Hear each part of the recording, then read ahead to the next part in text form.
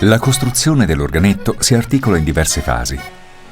L'artigiano Domenico Ciantra realizza l'intero processo costruttivo nel suo laboratorio di Ghilarza. La cassetta del canto e la scatola dei bassi sono realizzati in legno e vengono decorate secondo il gusto dell'artigiano, che può applicarvi un piallaccio di legno o una lamina di celluloide. Alle cassette viene inserito un fondo, una sottile tavola su cui sono realizzati i fori che permettono la circolazione dell'aria.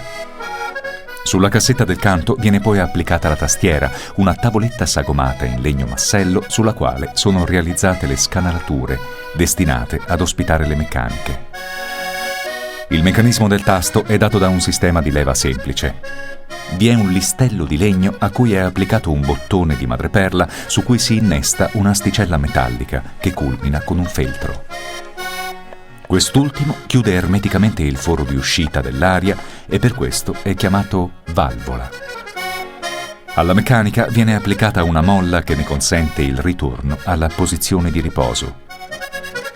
Le soniere sono forse la parte più importante dello strumento perché contengono le ance, ossia il dispositivo che permette all'organetto di suonare. Le ance sono bloccate sulla soniera con cera d'api.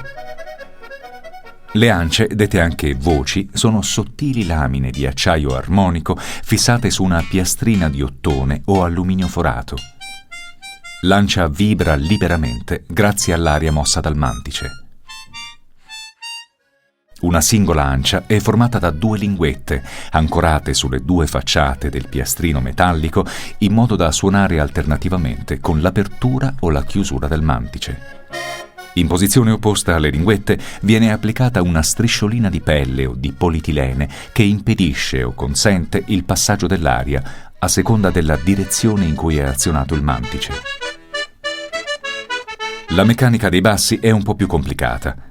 È costituita da pistoncini culminanti in un bottone che, agendo su una serie di astine incernierate tra loro, comandano un sistema di ance di dimensione maggiore rispetto a quelle del canto. Il mantice è il cuore pulsante dell'organetto. È formato da una serie di fogli di cartone foderato con stoffa o carta e pieghettato con le estremità tagliate a spigolo e unite tra loro elasticamente da rombi di pelle morbida.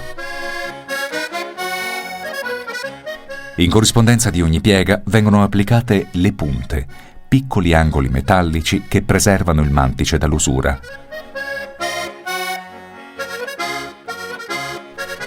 La cordatura dell'ancia è forse la parte più delicata del lavoro.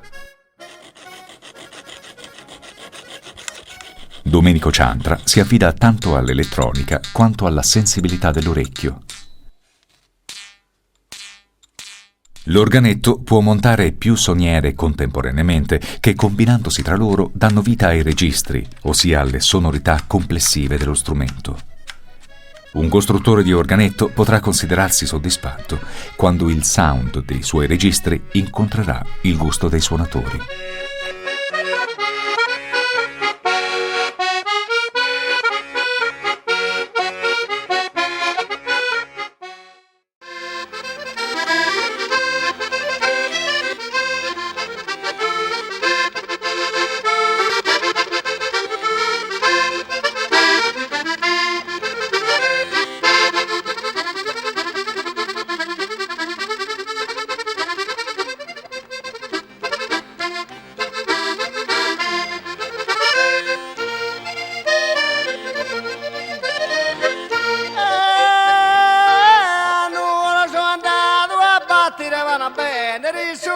Suona mica era per manigare, bella mia, non bene sa me sai.